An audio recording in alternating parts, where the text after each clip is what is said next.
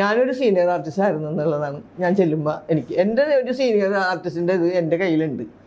നമ്മുടെ കയ്യിൽ പണി അറിയാവുന്നുണ്ട്. എനിക്കതാണ് ഒരു ആളോട് പിന്നെ ഞാൻ അധികം ആർഭാടമല്ല എന്ന് പറഞ്ഞാൽ ഇപ്പം അവിടെ ചെല്ലുമ്പോൾ ഞാൻ അഭിനയിക്കണം, എനിക്ക് അവാർഡ് കിട്ടിയതാണ്, എനിക്ക് പിന്നെ ഇത് എന്നിട്ടാണ് മറ്റേ ബസ്സിൻ്റെ പേരുന്നാണ് പറഞ്ഞാൽ ക്യാരൻ വേണം, അത് വേണം, ഇത് വേണം എന്ന് കരുതി ക്യാരൻ മാത്രമുള്ളെങ്കിൽ അവിടെ മൂത്രമൊഴിക്കാൻ ചെന്നാൽ പിണങ്ങുമെന്നൊന്നും പറഞ്ഞ് അങ്ങനെ ഒന്നും പറഞ്ഞാലൊന്നും ഞാൻ കേൾക്കില്ല. ഞാൻ കയറി ചെല്ലും. ഒരു ദിവസം ഭാവനയൊക്കെ കിടക്കണം ഇത് ക്യാരൻ.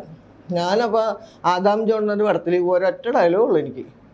പക്ഷേ ഞാനവിടെ ചെന്നപ്പോൾ എനിക്ക് പോരാനുള്ള വേണ്ടി. അപ്പോൾ അന്ന് അവിടെ ഷിഫ്റ്റായിരുന്നു, പട്ടുമലയിലായിരുന്നു ഷൂട്ട്. അപ്പോൾ അവിടെ പട്ടുമലയിൽ ചെന്ന് പറഞ്ഞാൽ പള്ളി ഫുള്ള് നിറച്ച് ജൂനിയർ ആർട്ടിസ്റ്റുകളൊക്കെ നിറഞ്ഞിട്ട് നമുക്ക് കാലുകുത്താൻ സ്ഥലമില്ല, അത്ര ആളാണ് അവിടെ. ഭയങ്കര വമ്പൻ കല്യാണം നടക്കണം. അപ്പോൾ എനിക്ക് മൂത്തൊഴിക്കാൻ പോകണം. അപ്പോൾ എന്ത് ചെയ്യും?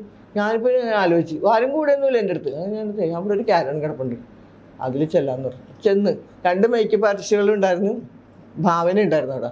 ഞാൻ ചെന്ന് മുട്ടി എന്താ ചെയ്യുന്ന പറഞ്ഞു. ഞാൻ ഒന്ന് മൂത്രമൊഴിക്കണം മോനെന്ന് പറഞ്ഞു. കയറി ചെന്ന് മൂത്രമൊഴിച്ച്. എന്നാരും പിണങ്ങില്ല. നമുക്ക് ആവശ്യമുണ്ടെങ്കിൽ നമുക്ക് ആവശ്യപ്പെടാന്നേ. അതിനിപ്പോൾ വലിയ പ്രശ്നങ്ങളൊന്നുമില്ല, ആരും അവിടെ കൈ പിടിച്ചൊന്നും മാറ്റിയൊന്നുമില്ല. അപ്പോൾ ഒക്കെ ശ്രദ്ധിച്ചു പോലും ഇല്ല. ഞാൻ പിന്നെ ആ മോളെ കണ്ടിട്ടില്ലട്ടെ ഇതുവരെ എന്നൊക്കെ പറഞ്ഞിട്ട് അതിനോട് ഒന്ന് വർത്തമാനം പറഞ്ഞ് ഇങ്ങോട്ട് പോകുന്നു. കാര്യം കണ്ടില്ലേ, അത്രയൊക്കെ മതി. ഇപ്പം ഊട്ടിയിൽ ഞങ്ങൾ ഷൂട്ടിന് പോയി, എല്ലാ ആളുകളും കാരവണിൽ തന്നെയാണ് എല്ലാ കാര്യങ്ങളും നടത്തിയത്. എന്ന് പറഞ്ഞാൽ വേറെ വഴിയില്ല. അവിടെ ഒരു കുന്നിൻ്റെ മുകളിലാണ് ഷൂട്ട് നടക്കണം. ഈ 2-3 കാരവൺ മാത്രമേ ഉള്ളൂ. അപ്പോഴൊക്കെ അവിടെയൊക്കെ അതൊക്കെ ഉപയോഗിക്കുക. അതൊന്നും അത് എങ്ങനെയൊന്ന് മാറ്റി. പിന്നെ ജൂനിയർ ആർട്ടിസ്റ്റുകളെ നമ്മളെ പറയണ പോലെ നമുക്ക് മെയിൻ ആർട്ടിസ്റ്റുകൾ എന്നുള്ള രീതിയിലും 2 വ്യത്യാസങ്ങളുണ്ട്. പക്ഷെ അവരോട് അങ്ങനെ ചെയ്തില്ലെങ്കിൽ നമ്മൾ വിചാരിക്കണ ആളുകളല്ലേ വന്നത്. അവർക്ക് ഈ സൗകര്യങ്ങളൊന്നും കൊടുത്താലൊന്നും അവിടെ അവർ പല രീതിയിലാണ് യൂസ് ചെയ്യണത്. നമുക്കൊന്നും പറയാൻ പറ്റില്ല. അത് നിയന്ത്രിക്കാതെ നിവർത്തിയില്ല. ഒരു 10-200 ആളൊക്കെ ഉണ്ടാകും ചിലർ സമയത്ത്. ആ ആൾക്കാരെ മുഴുവനും നമുക്ക് സംരക്ഷിക്കാൻ പറ്റില്ല.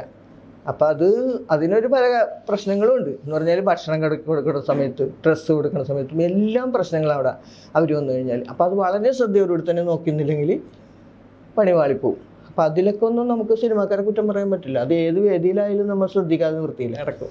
സിനിമയിൽ വന്നിട്ട് കുറെ വർഷങ്ങളായല്ലോ. ഈ ഒരു കാലഘട്ടത്തിൽ സിനിമയുടെയും സാഹചര്യങ്ങളിലും നടീനടന്മാർക്ക് കിട്ടുന്ന സാഹചര്യങ്ങളിലൊക്കെ വന്നിട്ടുള്ള മാറ്റം ഉണ്ടായിട്ടുണ്ടോ? ഒരു മാറ്റം ഉണ്ടോ സിനിമയിൽ? ഇല്ല, എനിക്ക് വലിയ ഇതൊന്നും തോന്നണില്ല അതിൽ വ്യത്യാസങ്ങളൊന്നും. ഇപ്പം നമ്മൾ ഒരുപാട് കാലം കഴിഞ്ഞതിന് ശേഷമല്ലേ വന്നേക്കണം. ഒരുപാട് നമ്മൾ പ്രേംനസീർ സത്യൻ്റെ കാലഘട്ടത്തിൽ തുടങ്ങിയ സിനിമ എന്നുണ്ടെങ്കിൽ പല രീതിയിലുള്ള കുറവുകളും കൂടുതലുകളും ഉണ്ട്. അവരൊക്കെ അന്ന് പുളിഞ്ചോട്ടിലും അവിടെ ഇവിടെയൊക്കെ ഇരുന്ന് വർത്തമാനം പറഞ്ഞിരുന്നാണ് അന്നൊക്കെ അഭിനയിച്ച് പോയേക്കണം. 10-20 സിനിമകൾക്ക് ലൊക്കേഷനിലേക്ക് ഓടിയിറക്കണ ഒരു കാലം വരുന്ന അവരുടെ. ഇപ്പം മനുഷ്യരിക്കെന്ന് പറഞ്ഞാൽ ഒരു സിനിമയ്ക്ക് ആ സിനിമ മാത്രം ചെയ്താൽ മതി. അപ്പോൾ അവിടെ ഇരിക്കുക, എവിടെയെങ്കിലുമൊക്കെ നമുക്ക് ഇരിക്കാം. അത് സഹകരണമാണ്. അങ്ങനെ ആയാൽ മതി. അപ്പം പിന്നെ ഈ പ്രശ്നങ്ങളൊന്നുമില്ല. അപ്പോൾ നമുക്ക് അതല്ലാതെ നമുക്ക് എല്ലാം കിട്ടണം എന്ന് പറഞ്ഞ് വാശി പിടിച്ചാൽ പലതും കിട്ടൂല. അപ്പോൾ നമുക്ക് അതിനെപ്പറ്റി പറഞ്ഞ് വാക്കുകൾക്ക് ഉണ്ടാക്കാമെന്നല്ലാണ്ട് വേറെ പ്രശ്നങ്ങളൊന്നുമില്ല. കാലം വന്നതനുസരിച്ച് പോകണം. അടിച്ച വഴി പോയില്ലെങ്കിൽ പോയ വഴി അടിക്കുമെന്ന് പറയില്ലേ, അങ്ങനെ അങ്ങോട്ട് പോയാൽ ഇതൊക്കെ ഇല്ലാതെ അങ്ങോട്ട് ഒഴുക്കിലങ്ങനെ ഒരു ഇതിൽ പോവും കാര്യങ്ങൾ അല്ലേ. അതാണ് എനിക്ക് പറയാനുള്ളത്. പിന്നെ പിടിച്ചു പറിച്ച് മേടിക്കാൻ പറ്റിയ സംഭവങ്ങളല്ല, ഒന്നും പിടിച്ചു പറിച്ച് കിട്ടൂല. ഇപ്പോൾ നമ്മൾ സിനിമയിൽ അഭിനയിക്കണം എന്ന് പറഞ്ഞാൽ എനിക്ക് സിനിമ വരണമെന്ന് പറഞ്ഞ് ആരോടെങ്കിലും ചെന്ന് പറയാൻ പറ്റും. അവർക്ക് നമ്മൾ ആവശ്യമുണ്ടെങ്കിൽ അവർ വിളിക്കും, അത്രേ ഉള്ളൂ. അങ്ങനെ ചിന്തിച്ചു കഴിഞ്ഞാൽ എല്ലാം ശരിയാവും. ഓപ്പർച്യൂണിറ്റി തേടി അങ്ങോട്ട് പോകാറില്ലേ? ഇല്ല, അങ്ങനെ പോകേണ്ട ആവശ്യമില്ല, പോയിട്ടില്ല. ഇപ്പോഴും നമ്മുടെ കയ്യിലും നാടകം നിൽപ്പുണ്ട്. ഇവർ ഉപേക്ഷിച്ച ഉടനെ നാടകം കളിക്കും. അല്ല, മമ്മൂട്ടി പറഞ്ഞിട്ടുണ്ട് ഞാൻ എപ്പോഴും അങ്ങോട്ട് ചെന്ന് ചോദിക്കുന്നത്. മമ്മൂട്ടി അത് വെറുതെ പറഞ്ഞതാ. മമ്മൂട്ടിക്ക് ഒരു സിനിമ കഴിയുമ്പോൾ 3 പടം വേറെ വന്നിട്ടുണ്ടാവും. മമ്മൂട്ടി അങ്ങനെയൊന്നും ചോദിക്കില്ല, അതൊക്കെ വെറുതെ നമ്പറാണ്. ഞാൻ ഈ നാടകം മറന്നു പോരുതല്ലോ നമ്മ. അപ്പം അതുകൊണ്ട് നമ്മളെ പള്ളിയിലെ സംഘടനകളൊക്കെ ഉണ്ടല്ലോ, മാതൃവേദി അങ്ങനെയുള്ള സംഘടനകളൊക്കെ വരുമ്പോൾ, മീറ്റിംഗ് ഒക്കെ വരുമ്പോൾ ഒരു ചെറിയ സ്കിറ്റൊക്കെ ചെയ്ത് ഒക്കെ നിൽക്കും. പിന്നെ ഒരു ചെറിയ നാടകം നമ്മൾ പഠിച്ചു വെച്ചിട്ടുണ്ട്. അതായത് ഒരു ഒറ്റ നാടകം പോലെ ചെയ്ത് പഠിപ്പിച്ചൊക്കെ വെച്ചേക്കാണ്, പകുതിയാക്കി വെച്ചിട്ടുണ്ട്. പക്ഷെ അതിനൊരു ടൈം കിട്ടിയിട്ടില്ല. അത് ശരിയാക്കി ഒന്നിച്ച് പല സ്റ്റേജുകളിൽ. അല്ല, ഒരു നമ്മളിപ്പോൾ കഥാപാത്രം ഒരാളെ ഉണ്ടാവുള്ളൂ. പക്ഷെ വേറെ കഥാപാത്രം നമ്മൾ പറഞ്ഞു വരുത്തും എന്ന് പറഞ്ഞാൽ ഇപ്പോൾ ഓഡിയൻസ് അവിടെ ഇരിക്കുകയാണെങ്കിൽ ആ ഓഡിയൻസിൽ നിന്ന് ആളുകളെ സംസാരിച്ച് നേരത്തെ വന്നല്ലേ, ഞാൻ പള്ളിയിൽ പോയപ്പോൾ വാതിൽ ചാരിയിട്ടുണ്ടായാൽ നിങ്ങൾ വന്ന കയറി ഇരുന്നോട്ടെ എന്ന് കരുതി. അങ്ങനെ ഓഡിയൻസൊക്കെ അങ്ങനെ കണക്ട് ചെയ്തിട്ട് നമ്മൾ ഒരു നാടകം ഞാൻ ചെയ്ത് വെച്ചിട്ടുണ്ട്. എന്താണെന്നാ നിങ്ങൾ എന്തിനാണ് വന്നതെന്നാ, മേരത്താത്ത എന്തിനാണ് ഇതൊക്കെ പറയണത്, അത് കൊള്ളാം. കഴിഞ്ഞ ദിവസം ഈ ക്യാമറയായിട്ട് 2 പിള്ളേർ വന്നു. പിന്നെ ഏതാണ് കേരളത്തിൽ ഇപ്പം പ്രായം കൂടിയ ആൾ മേരിച്ചേച്ചിയാണെന്നുണ്ട്. മേരിച്ചേച്ചി കേരളത്തിൻ്റെ ഭൂപടം വരക്കണമെന്ന് എന്ന്. അപ്പോൾ അങ്ങനെ ഒരു സാധനം പോകണം. അപ്പോൾ അവരെ കൊള്ളിച്ച് പറഞ്ഞ ക്യാമറക്കാർ പോയാ, ഞാൻ പിന്നെ ഇങ്ങനെ പറഞ്ഞുകൊണ്ടിരിക്കുകയാണ് എന്ന് പറഞ്ഞു. അങ്ങനെ ഒരു ഇൻ്റർവ്യൂ കഴിയുമ്പോൾ അവർ വരും വീണ്ടും പറ്റതായിട്ട്. അങ്ങനെ ഇപ്പോൾ നമ്മൾ അതിനോട് കണക്ട് ചെയ്ത് അങ്ങനെയാണ് ഈ ഒറ്റ ആളായിട്ട് നിന്ന് ചെയ്യാൻ പറ്റുന്നത്. അല്ല, ഞാൻ വേറെ നമ്മുടെ ബാബു പിള്ളാശ്ശേരി എന്നെ കൊണ്ട് എഴുതിപ്പിച്ച്. ഈ കുറേ നാളായി എനിക്കൊരു ആഗ്രഹം. ഞാൻ അവനോട് പറഞ്ഞു, ഒരു നാടകം എനിക്ക് എഴുത്ത് എന്നോടാന്ന് പറഞ്ഞിട്ട് ഒരു 3 മണിക്കൂറോളം ഉണ്ടാവും. പിന്നെ അതിൻ്റെ അകത്ത് അപ്പം എൻ്റെ മോൻ നന്നായിട്ട് പാട്ട് പാടും, മ്യൂസിക് ടീച്ചറാണ്, ക്ലാസ് എടുക്കണേ. അപ്പം ഞാൻ പറഞ്ഞ് നമുക്ക് 2 കൂടി നാടകം സിനിമ കുറയുമ്പേ നമുക്ക് പല പല സ്ഥലങ്ങളിൽ ഇത് ചെയ്യാം, അത്യാവശ്യത്തിനുള്ള കാശിനുള്ള ഒരു പണി ഇരിക്കട്ടെ കയ്യിൽ. അപ്പം അങ്ങനെ തീരുമാനിച്ച് വെച്ചിട്ടുണ്ട്.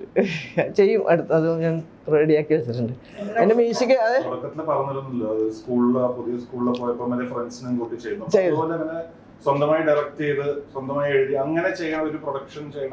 നമ്മൾ ഈ നാടകമാണെങ്കിലും സ്വന്തമായിട്ട് ചെയ്യാൻ പറ്റില്ല, ഇതിനൊരു സംവിധാനം വേണം. അതായത് ഞാൻ അവനോട് തന്നെ പറഞ്ഞു, എന്നെ ഒരുപാട് കളയതാണ് അവൻ. ഞാൻ പറഞ്ഞു, എടാ ബാബു നീ തന്നെ ഇത് എനിക്ക് സംവിധാനം ചെയ്തതെന്ന് പറഞ്ഞു. ഞാനിത് എൻ്റെ ഇഷ്ടത്തിന് ചെയ്താൽ ഇത് ഭംഗിയാവില്ല, ഇതിനൊരു അടുക്കും ചിട്ടും വേണമെങ്കിലും നിൻ്റെ മനസ്സിലൊരു സാധനം ഉണ്ടല്ലോ, അതും കൂടി ആകുമ്പോൾ നമുക്ക് 2 കൂടി ആകുമ്പോൾ ഇത് ഭംഗിയാക്കാൻ പറ്റുള്ളൂ. ഞാൻ ഡയറക്ഷൻ ചെയ്യണം, എന്ത് സാധനങ്ങളും ഡയറക്ഷൻ നമ്മൾ ഒറ്റയ്ക്ക് ചെയ്താലും ശരിയാവില്ല. ഒറ്റയ്ക്ക് വേണമെങ്കിൽ ചെയ്യാം, ഇപ്പോൾ ഒരു സ്കിറ്റ് ചെയ്യാം ഒറ്റയ്ക്ക്, അത് ഒരു കോമഡിക്ക് വേണ്ടി നമുക്ക് 2 ആൾ ചിരിക്കണം, അത് മാത്രമല്ല അമ്മമാർക്കൊന്നും ചിരിക്കാൻ വേണ്ടി എന്തെങ്കിലുമൊക്കെ ചെയ്യാം. അതുപോലെ നാടകം ചെയ്യാൻ പാടില്ല, നാടകത്തിന് അതിൻ്റെതായ ഗൗരവമുണ്ട്. ഇപ്പം മ്യൂസിക് വേണം, അതിനകത്ത് കുറേ കവിതകളുണ്ട്, അതൊക്കെ പാടണം.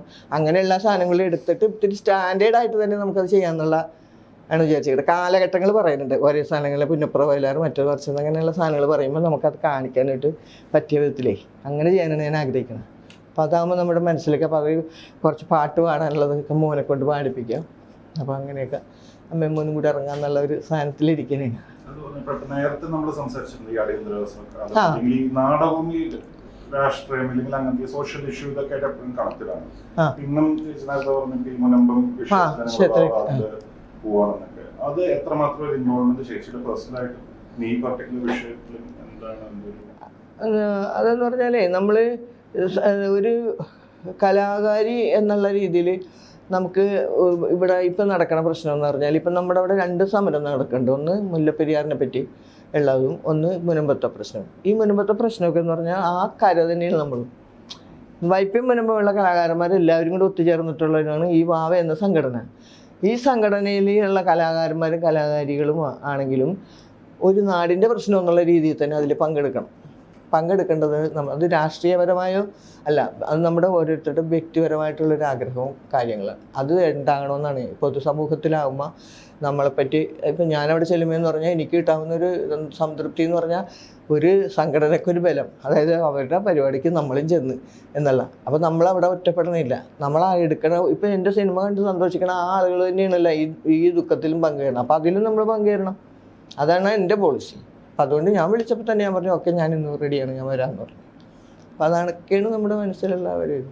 അതെന്ത് കാര്യത്തിൽ ഇപ്പോൾ ബസ് സമരത്തിൻ്റെ നഗരത്തിലേക്കുള്ള ബസ് ഞങ്ങൾ അവിടെ നിന്ന് വൈപ്പിൻ എറണാകുളത്തേക്ക് വന്നെങ്കിൽ കലൂർ പോകണമെങ്കിൽ നമ്മൾ ഹൈക്കോടതിയിൽ ഇറങ്ങിയിട്ട് വേറെ ബസ്സിൽ കയറിയിട്ടാണ് കലൂർ പോകുന്നത്. അപ്പോൾ നേരെ മറിച്ച് ഒരു ബസ് അവിടെ നിന്ന് നേരിട്ടുണ്ടെങ്കിൽ നമുക്ക് പൈസ ലാഭം, ഈ സാധാരണക്കാർക്ക് അതൊരു നല്ല കാര്യം എന്ന് പറഞ്ഞാൽ വെറുതെ ഈ വീടുകളിലും ഫ്ലാറ്റിലും ഒക്കെ പണിക്ക് പോകുന്ന കുറേ അമ്മമാരൊക്കെ ഉണ്ട്. അപ്പോൾ അവർക്ക് ഈ 2 പീസ് കൊടുക്കണ നേരം കൊണ്ട് ഒരെണ്ണത്തിൽ പോയിട്ട് ഒരു ബസ്സിൽ കയറി പോകണം. അങ്ങനെ ഒരു സമരം, അതിനുവേണ്ടി അങ്ങനെ ഒരു സമരമൊക്കെ ചെയ്തിട്ടുണ്ട്. അതിപ്പോൾ റെഡി ആയിട്ടുണ്ട്. അപ്പോൾ അത് കുറച്ച് ബസ്സൊക്കെ തരാമെന്ന് പറഞ്ഞിട്ടുണ്ട് അവർ. അങ്ങനെ അതുമൊക്കെ സമരം കൊണ്ടൊക്കെ തന്നെ നേടിയതാണ്. കുടിവെള്ളത്തിന് ഞങ്ങൾ സമരം ചെയ്തതാണ്, പാലത്തിന് ഞങ്ങൾ സമരം ചെയ്തതാണ്. പക്ഷെ എല്ലാം കിട്ടി. കുടിവെള്ളമൊക്കെ ഇപ്പോൾ നമ്മുടെ മുറ്റത്തായി. പിന്നെ എൻ്റെ വഴിക്ക് വേണ്ടി ഞാനിപ്പോൾ കിടന്ന് ഒന്നും ബുദ്ധിമുട്ടിക്കൊണ്ടിരിക്കണേ. പല പല സ്ഥലത്ത് മുട്ടിയിട്ടൊന്നും അവിടെ അവാർഡ് കിട്ടിയപ്പോൾ തന്നെ ഞാൻ 11 വീട്ടുകാരുണ്ട് ഞങ്ങളുടെ ആ ഭാഗത്തായിട്ട്, വെള്ളം കയറുന്ന സ്ഥലമാണ്. അപ്പോൾ അവർ ഈ മുതലാളിമാർ അത് വെട്ടിക്കയറ്റില്ല, അതൊരു ചിറ കണ്ടുവരുന്നു. അപ്പോൾ അത് കഴിഞ്ഞ് കൊയ്ത്ത് നിർത്തി കഴിഞ്ഞപ്പോൾ പിന്നെ മീൻവളത്തായിട്ട് പിന്നെ അത് അപ്പോൾ അവിടെ വേറൊരാളായിട്ട് ഒരു വഴക്ക് വന്നു. അവിടെ വഴക്ക് വന്നപ്പോൾ ഒരു 16 കൊല്ലത്തോളമായി അവർ വെട്ടിക്കയറ്റിട്ട്. അല്ലെങ്കിൽ ഒരു വെട്ടിക്കയറ്റണം എന്ന് പറഞ്ഞാൽ മീൻ ചാടിപ്പോകാത്ത വിധത്തിൽ അത്രയും പൊക്കത്തിലാണ് വെട്ടിക്കയറ്റണം. അപ്പോൾ വെള്ളം കയറുന്ന പ്രശ്നമില്ല. ഇപ്പോൾ വെള്ളം കയറി ഇറങ്ങിപ്പോയിക്കൊണ്ടിരിക്കുന്നത് നമ്മുടെ മുറ്റത്തുകൂടി നമ്മുടെ വീടിൻ്റെ വക്കിന് കൂടിയൊക്കെ വെള്ളം. മഴക്കാലം വന്നു കഴിഞ്ഞാൽ വേനൽക്കാലം വന്നാലും വെള്ളം. വൃശ്ചിക മാസത്തിൽ ഒരു വേലിയേറ്റമുണ്ട്, അത് ഭയങ്കര വെള്ളപ്പൊക്കമാണ്. ഈ ഫ്ലാറ്റുകളും അതും ഇതൊക്കെ നികത്തിയേക്കണല്ലേ, ആ വെള്ളമൊക്കെ കടലിൽ നിന്ന് തന്നെ വെള്ളം വന്നുകൊണ്ടിരിക്കുമല്ലോ. ആ വെള്ളമൊക്കെ താഴ്ന്ന സ്ഥലത്തേക്ക് കയറണേരെ. ഒരുമിക്ക സ്ഥലങ്ങളിലും അങ്ങനെ തന്നെയാണ് വെള്ളം കയറണം. അപ്പം അതിനുവേണ്ടി ഞങ്ങൾക്ക് നടപ്പാത ഞങ്ങൾക്ക് തന്നില്ല. നടപ്പാത വേണ്ട, ചെറിയണ വെള്ളമാണ് കരയണമെന്നറിയാൻ പറ്റാത്ത വിധത്തിൽ ചേർന്ന് എന്നിട്ട് പോലും അത് വെട്ടിക്കയറ്റില്ല. കഴിഞ്ഞ പ്രാവശ്യം ഞങ്ങളൊരു JCB കൊണ്ടുവന്ന് 3 ദിവസം കൊണ്ട് നടപ്പാത ഞങ്ങൾ ബലപ്പെടുത്തി.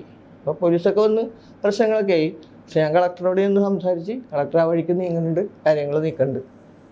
അത് ഈ നാടകത്തിനൊക്കെ അഭയം കലവൂരം എന്ന് പറഞ്ഞൊരു നടൻ ജോക്കർ കളിക്കുമ്പോൾ അയാൾക്ക് സ്റ്റേറ്റ് അവാർഡ് കിട്ടി. അപ്പോൾ സ്റ്റേറ്റ് അവാർഡ് അയാൾ ഈ ചെള്ളക്കുഴി പോലത്തെ സ്ഥലത്തൊക്കെ കിടക്കണം.